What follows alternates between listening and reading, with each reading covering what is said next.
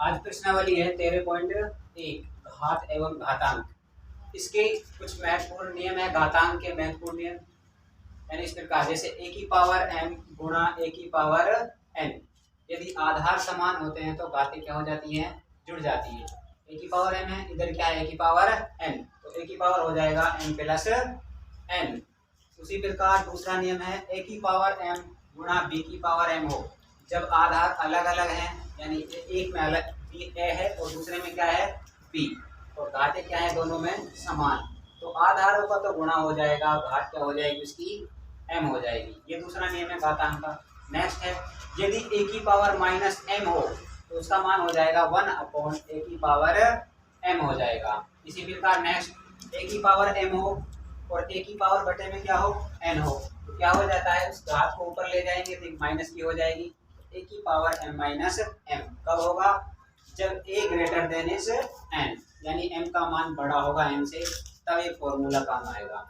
उसके बाद आगे है, यदि a की पावर m हो और उसकी भी पावर क्या है n, यानी पावर की भी पावर क्या हो n हो, तो क्या हो जाता है, पावरों का गुणा हो जाएगा, यानी a की पावर mn हो जाएगा। ये भी क्या है, घातांक का नियम। नेक्स्ट है,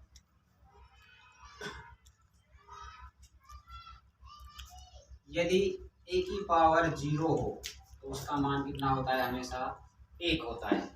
यानी a का मान 0 के अलावा कोई भी संख्या होगी उसका मान हमेशा कितना होगा, 1 होगा।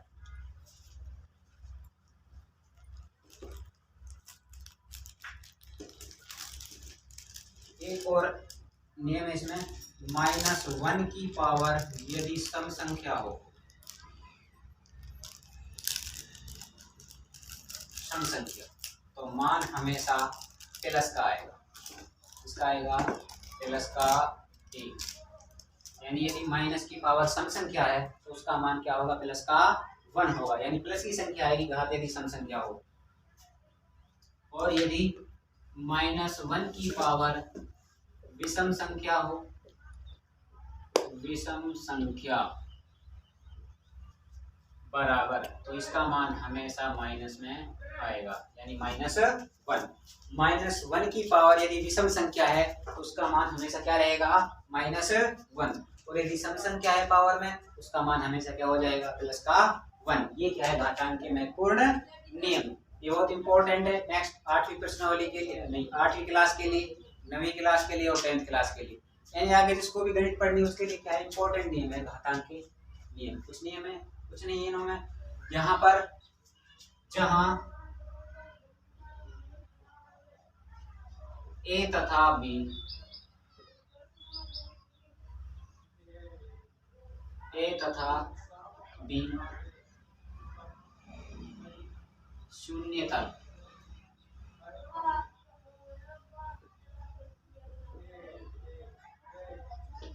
पूर्णांक संख्याएं हैं,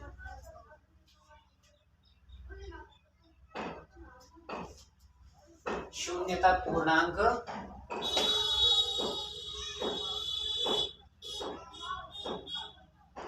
संख्याएं,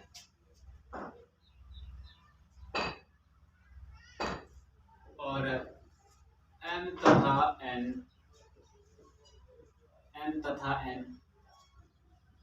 पूर्ण संख्याएं। जहां जो a और b के मान दे रखे हैं वो क्या होंगी, शून्य तक पूर्णांक संख्याएं। शून्य तक पूर्णांक संख्याओं का मतलब है, यानी शून्य संख्या नहीं होगी, बाकी संख्याएं कुछ भी हो सकती है, यानी माइनस प्लस की कुछ भी हो सकती है, लेकिन इसमें शून्य शामिल नहीं होगी। शून्य तक का मतलब यह है, शून्य के अलावा संख्याएं हैं। यानी अगर a और b का मान आ जाएगा, जैसे मान लो a का मान 0 हो गया तो 0 की पावर 0 का मान क्या होगा, कुछ नहीं होगा, अनिर्धारित रूप होगा उसका। तो यहाँ पर m तथा n पूर्ण संख्याएं होंगी, यानी 0 1 2 3 4 इनमें से होंगी, यानी माइनस वाली संख्याएं बस होती हैं, यानी क्या होंगी, पूर्ण संख्याएं होंगी। उसके बाद क्या करना है, एक्सरसाइज है 13.1।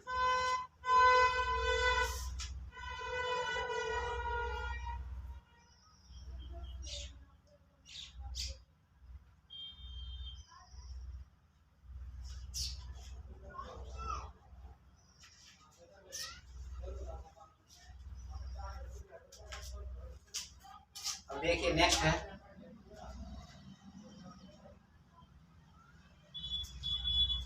एक्सरसाइज 13.1 है। इसका पहला सवाल, पहले का पहला, यानी मान ज्ञात कीजिए। मान ज्ञात करो। मान ज्ञात करना है, यानी 2 की पावर 6। 2 की पावर 6 को हम लिख सकते हैं 2 गुणा 2 गुणा 2, यानी 2 गुणा 2 गुणा 2। कितनी बार लिख दिया? 3 बार। यानी 2 की पावर 6 है, उसको कितनी बार खोलेंगे? पावर को 6 बार खोल देंगे। यानी 6 को 2 कितनी बार खोलना है? 6 बार। अब गुणा कर दो। 2 दूना 4, 4 दूना 8, 8 दूना 16, 16 दूना 32, 32 दूना 64। यानी 2 की पावर 6 का मान कितना आ जाएगा? 64 आ जाएगा। इस प्रकार करना है। नेक्स्ट है इस प्रकार दूसरा,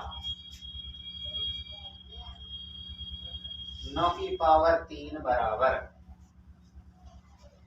9 को कितनी बार खोलना है? 3 बार। 9 गुणा 9 गुणा 9, यानी इसका मान आ जाएगा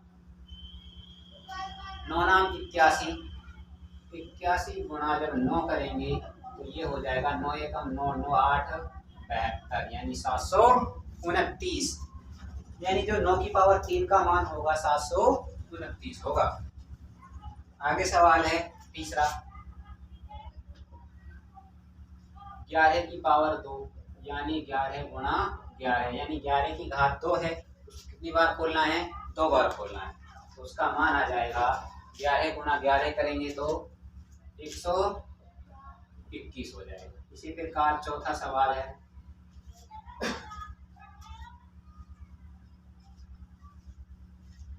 चौथा सवाल दे रखा है 5 की पावर 4 बराबर। कितनी बार खोलना है? 5 को 4 बार खोलेंगे। 5 गुणा 5 गुणा 5 गुणा 5। अब इसका गुणा कर देंगे।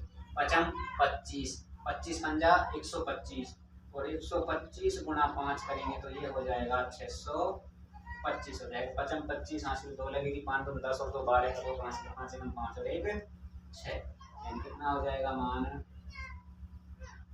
625 हो जाएगा। उसके बाद नेक्स्ट दूसरा सवाल है, कुछ नहीं करना है, इसमें पावरों को खोलना है और उसका गणना करना है।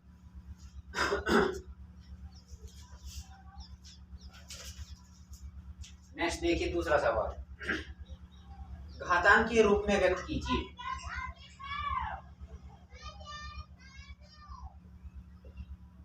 घातांक के रूप में व्यक्त करो। तो लिखिए घातांक के रूप में। जैसे पहला सवाल है 6 गुणा 6 गुणा 6 गुणा 6, यानी कितनी बार है? 4 बार। तो 6 की पावर कितना हो जाएगा? 4, यानी जितनी बार आ रही है संख्या उसकी पावर उतनी ही लगा देंगे। उसके बाद जैसे दूसरा सवाल है t गुणा t बराबर हो जाएगा t का स्क्वायर, यानी t की घात कितनी हो जाएगी? 2, यानी कितनी बार आ रहा है? t 2 बार आ रहा है तो 2 बार उसकी घात लगा देंगे। जैसे तीसरा सवाल b गुणा b गुणा b गुणा b, यानी b की पावर कितना हो जाएगा? 4 हो जाएगा। उसके बाद चौथा सवाल है, चौथा सवाल दे रखा है 5 गुणा 5 गुणा 7 गुणा 7 गुणा 7, यानी 7 दे रखा है जो 3 बार है। 5 कितनी बार है? 2 बार। तो 5 की घात कितनी हो जाएगी? 2, और 7 कितनी बार आ रहा है? 3 बार, और 7 की घात कितनी हो जाएगी? 3। ये क्या हो जाएगा? इसका घातांकीय रूप। नेक्स्ट पांचवा दे रखा है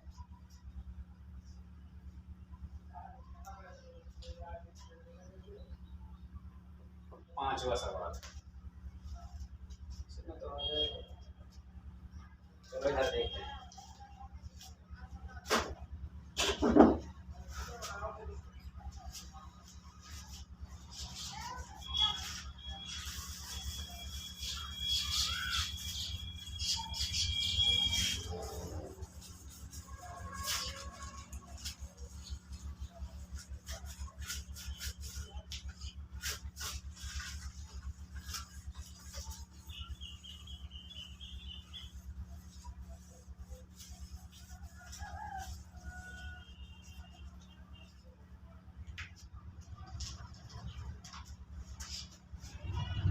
अगला सवाल है दूसरे का पांचवा। दूसरे का पांचवा यानी 2 गुना ए गुना 1 यानी एक 2 बार ही है। किस रूप में लिखेंगे? घातांक रूप में, यानी 2 की पावर 2 गुना ए की पावर कितना हो जाएगा 2। ये क्या है? इसका घातांकीय रूप। आगे लास्ट क्वेश्चन है इस दूसरे का छठा। 6 नंबर क्वेश्चन है ए गुना ए गुना सी गुणा डी, यानी इस प्रकार दे रखा है सी 4 बार है। देखिए क्या करेंगे, ए कितनी बार आ रहा है 3 बार, तो ए की घात कितनी हो जाएगी 3 गुणा सी कितनी बार है 4 बार, तो सी की पावर कितनी हो जाएगी 4, और डी कितनी बार है 1 बार, तो इसकी पावर हो जाएगी 1। इसका आंसर आ जाएगा ए की घात 3 सी की घात 4 और डी की घात 1। ये क्या हो जाएगा? इसका घातांकीय रूप। ये हो गया दूसरा क्वेश्चन। अब देखेंगे तीसरा सवाल। क्वेश्चन नंबर 3, निम्नलिखित संख्याओं में से प्रत्येक को घातांकीय संकेतन में व्यक्त कीजिए। वही घात रूप में लिखा है संख्याओं को, इस बार संख्याएं दे रखी हैं, उनका प्रसार नहीं दे रखा है, यानी 512 है। इसके क्या करेंगे? अभाज्य गुणनखंड। तो कहिए अभाज्य गुणनखंड करने पर अभाज्य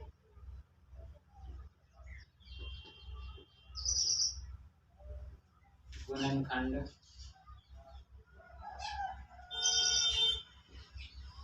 करने पर करिए।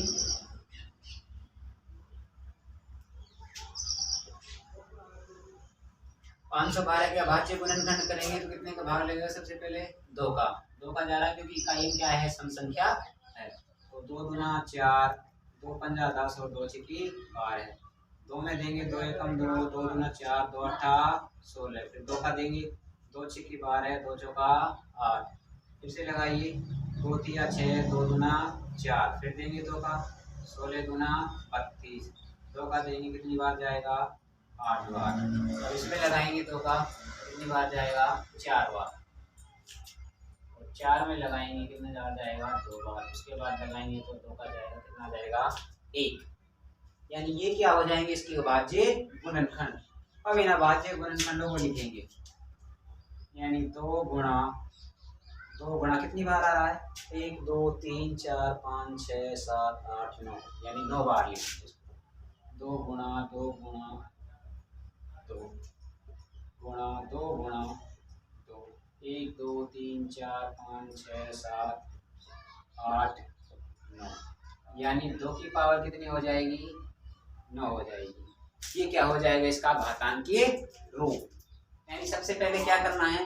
प्रत्येक संख्या के क्या करेंगे? अभाज्य गुणनखंड, और उन गुणनखंडों को किस रूप में लिख देंगे? घात के रूप में। तो क्या हो जाएगा? इसका घातांकीय रूप। नेक्स्ट देखिए,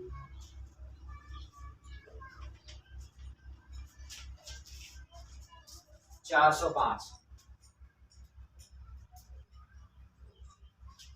नेक्स्ट क्वेश्चन इसका दूसरा 405। इसके भी क्या करेंगे? अभाज्य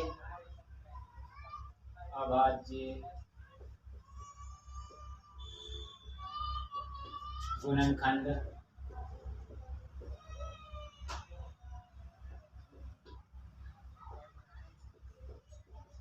करने पर।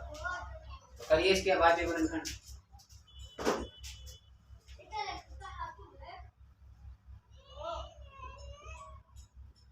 कितने का भाग जाएगा? 2 का तो जाएगा नहीं, 3 का लगाएंगे। 3 एकम 3, कितनी बार गया 1 बार, कितना उतार लेंगे 1 3 3 9 और 3 पंजा 15, यानी 135 बार। फिर देंगे 5 का, 5 दूना 10 और 5 सत्ता 35, फिर देंगे 3 का, 3 नाम 27, 3 का देंगे 3 8 3 9, 3 एकम 3। ये क्या होगा? इसके अभाज्य गुणनखंड। अब इन अभाज्य गुणनखंडों को घातों के रूप में लिखेंगे। तो लिखिए, इधर देखते हैं 3 गुणा 5 3 गुणा 3, यानी कोई बात नहीं, 3 कितनी बार आ रहा है?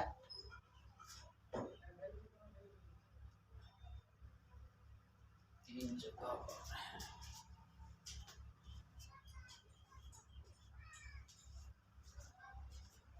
यानी 3 कितनी बार? 1 2 3 4 बार आ रहा है। और 5 कितनी बार है? 1 बार। तो 3 की पावर 4 गुणा 5 की पावर 1, ये इसका क्या हो जाएगा? घातांकीय रूप हो जाएगा। तो नेक्स्ट देखिए,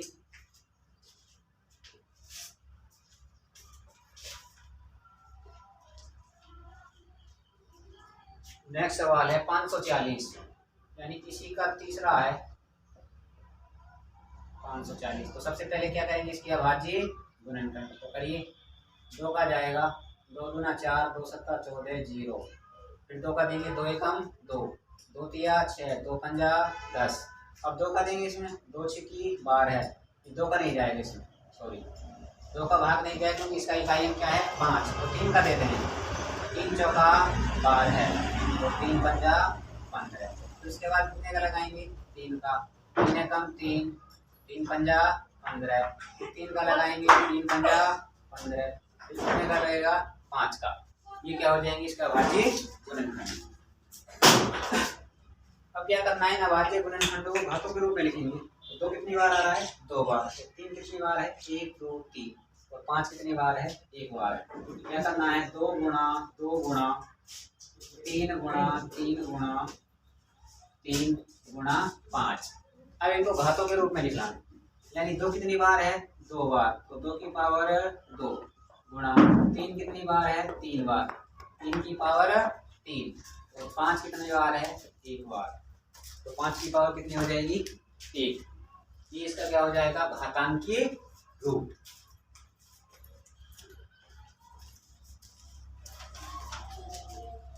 एक सवाल और है 3600 के गुणनखंड कीजिए, इसको भी दे देंगे।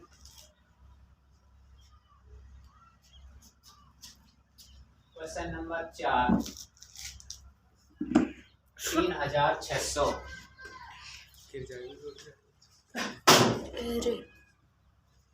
इसके बाद गुणनखंड करिए, 3600 कितने का भाग जाएगा? 2 का। 2 एकम 2, 2 अट्ठा 16, कितना आ जाएगा? 1800। फिर 2 का लगाएंगे, कितना आ जाएगा?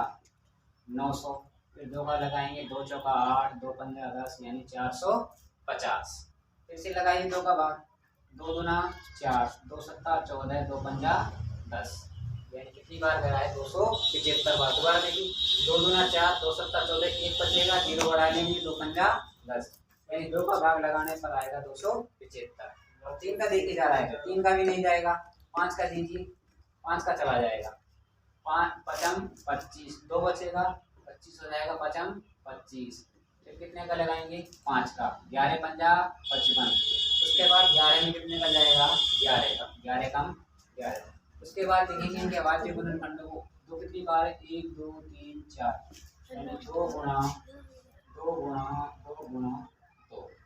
उसके बाद 5 2 बार है, 5 गुणा 5 गुणा 11। इनको किस रूप में लिखना है? घातांक के रूप में। यानी 2 कितनी बार आ रहा है? 4 बार। तो 2 की पावर कितनी हो जाएगी? 4। उसके बाद 5 कितनी बार है? 2 बार। तो 5 की पावर कितनी हो जाएगी? 2। और गुणा 11, 11 कितनी बार है? 1 बार।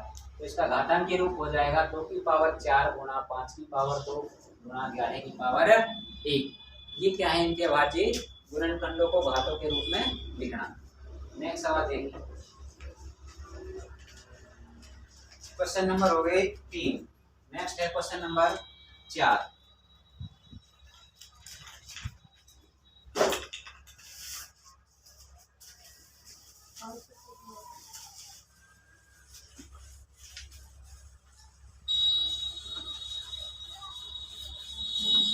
क्या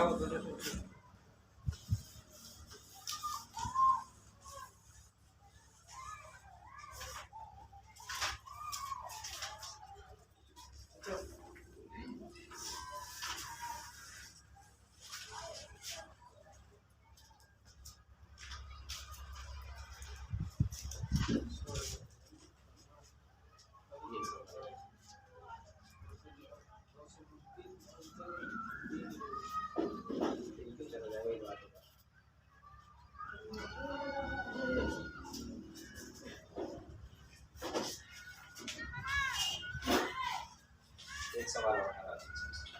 क्वेश्चन नंबर 4।